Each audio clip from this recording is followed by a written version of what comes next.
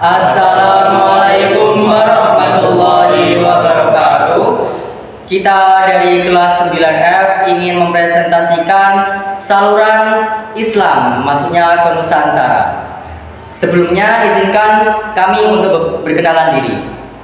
Perkenalkan, nama saya Ahmad Jazilul Ikhtiram, absen 2. Saya Ahmad Maskur Faiz, absen 3. Saya Muhammad Ridriansyah Yusuf Al-Fadi, absen 18. Saya Abdi Tri Prasetya, absen 1. Saya Muhammad Ariko Ramadhani, absen 19. Mari kita simak tayangan berikut ini.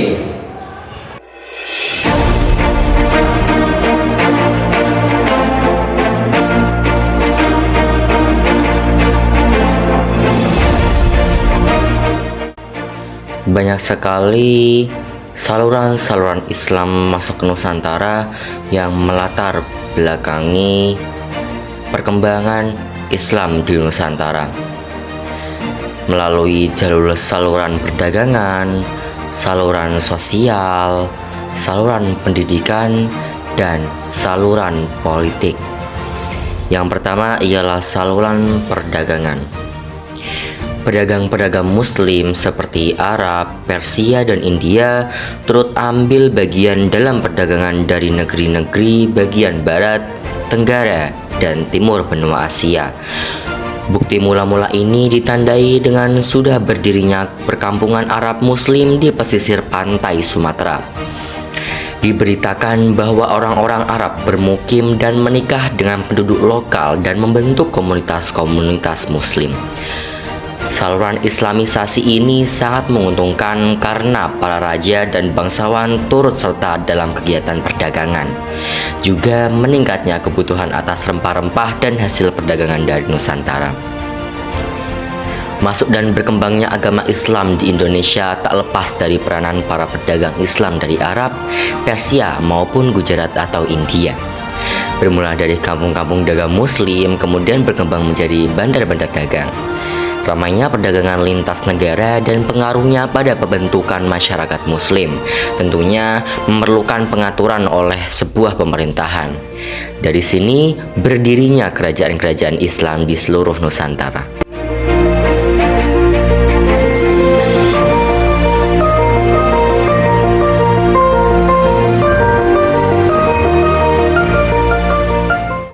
Yang kedua adalah saluran sosial.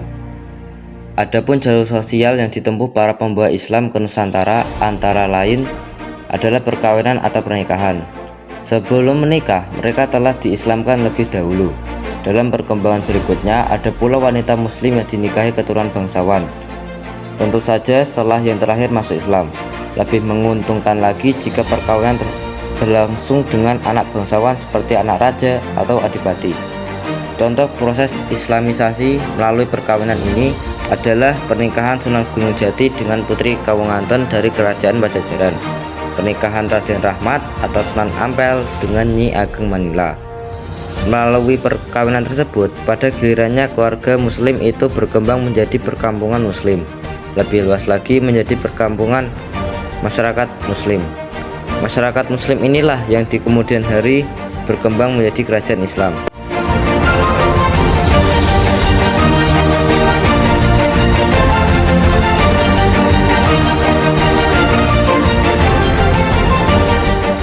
Dan selanjutnya, seni budaya dan tradisi Islam. Sebelum Islam datang, masyarakat Indonesia telah menganut kepercayaan animisme, dinamisme, Hinduisme, dan Buddhaisme. Melalui tradisi atau adat tersebut, para ulama bermaksud menyampaikan ajaran Islam dengan cara sederhana. Tujuannya agar tidak terdapat kesan bahwa Islam adalah agama baru dan sulit dipahami. Melalui saluran ini, proses akulturasi budaya banyak terjadi. Banyak cabang seni yang digunakan proses Islamisasi, misalnya wayang gamelan, arsitektur, nyanyian, busana, tari, sastra, ukir, dan sebagainya. Sunan Kalijaga adalah tokoh yang mahir dalam mementaskan wayang. Beliau tidak meminta upah pertunjukan, tetapi meminta penonton mengucapkan kalimat syahadat. Cerita yang dipakai dalam pertunjukan wayang juga mengambil dari budaya Hindu, antara cerita Mahabharata dan Ramayana. Tetapi di dalam cerita itu disisipkan ajaran dan nama-nama pahlawan Islam. Islam hadir menawarkan pilihan kehidupan sosial yang memberi rasa persamaan, keadilan, kebebasan, dan kehormatan, serta memanusiakan masyarakat kecil.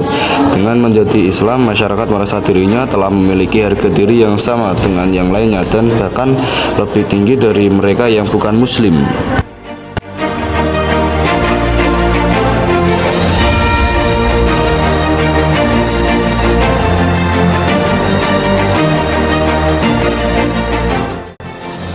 Yang selanjutnya adalah melalui saluran pendidikan.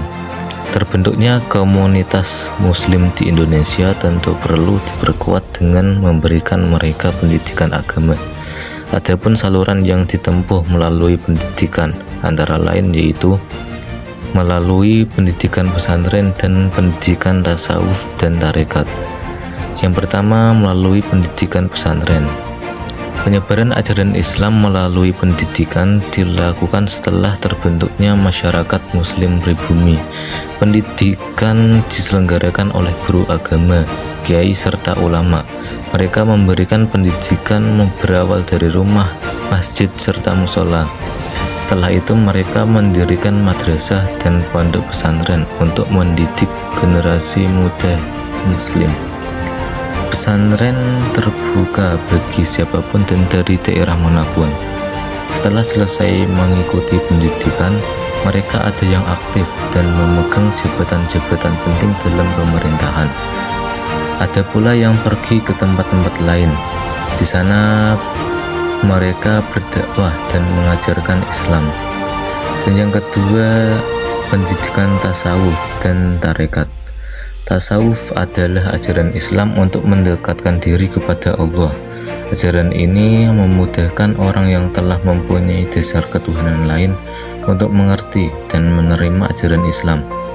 Pengajar tasawuf atau sufi mengajarkan agama dengan filosofi ajaran yang sudah dikenal oleh masyarakat Indonesia, sehingga Islam sebagai agama baru mudah dimengerti dan diterima.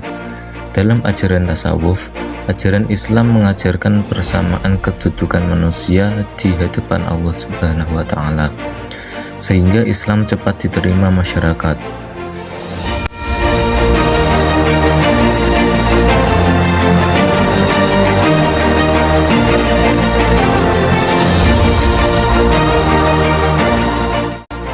Saluran politik. Di beberapa daerah di Indonesia, rakyat masuk Islam setelah rajanya masuk Islam terlebih dahulu. Pengaruh politik para raja sangat membantu tersebarnya Islam di Nusantara ini. Kerajaan yang sudah memeluk agama Islam menaklukkan kerajaan-kerajaan non-Islam. Kemenangan itu secara politis menarik penduduk kerajaan bukan Islam untuk masuk Islam. Contohnya di Maluku dan Sulawesi Selatan, kebanyakan rakyat masuk Islam setelah rajanya memeluk Islam. Di Sumatera, Jawa, dan Indonesia bagian timur, demi kepentingan politik, kerajaan-kerajaan Islam menaklukkan kerajaan-kerajaan non-Islam. Saluran politik ini ditempuh setelah jalur perdagangan, sosial, dan pendidikan mencapai puncaknya pada abad 15 pada masa kejayaan Kerajaan Aceh di Sumatera dan Kerajaan Demak di Jawa. Dengan demikian, proses masuknya Islam ke Indonesia pada umumnya berjalan dengan damai. Akan tetapi, ada kalanya penyebaran Islam harus diwarnai dengan cara-cara penaklukan.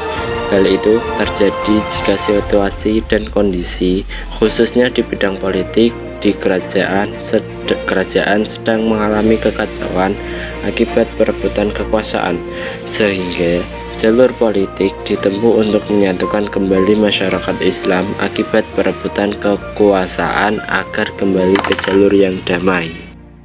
Sekian presentasi dari kelompok kami. Wassalamualaikum warahmatullahi wabarakatuh.